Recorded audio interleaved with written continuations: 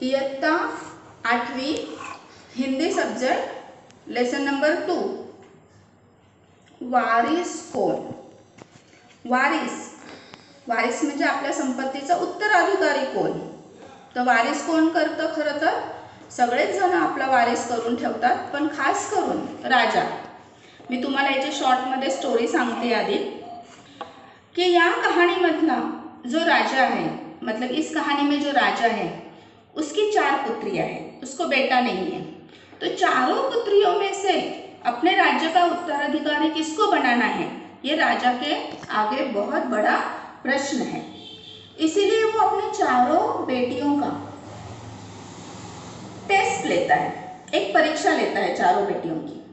एक दिन वो चारों बेटियों को बुलाता है और उनको कहता है, उनको उनके हाथ में गेहूं के 100 दाने रखता है. हर बेटी को 100 दाने वो देता है और कहता है कि मैं 5 साल बाद फिर से आपको पूछूंगा, तब मुझे ये दाने आपको दिखाने हैं. और इतना कह के वो चला जाता है. बेटियां भी अपने अपने कमरों में चली जाती हैं. बड़ी बेटी कहती है कि 5 साल कौन संभाल के रखेगा. वो खिड़की में से उसको बाहर फेंक देती है.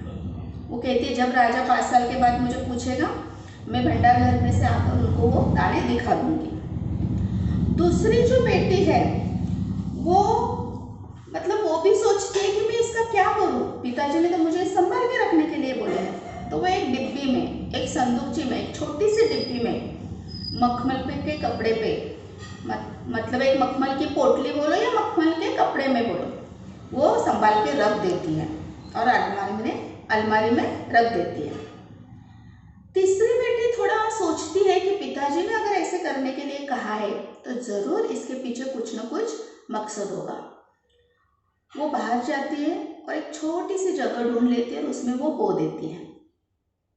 चौथी बेटी तो होती ही अल्लड़, छोटी होती है सबसे, वो उसको सीधा भूनकर खा जाती है. गेहूं के दानों को भुनवा देती है और वो खा लेती है. वो कहती है 5 साल के बाद जब पिताजी पूछेंगे तब पूछेंगे. फिर 5 साल के बाद राजा आता है, पहली बेटी के पास जाता है.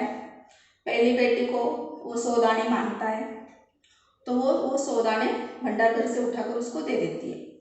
राजा उदास हो जाता है, निराश हो जाता है.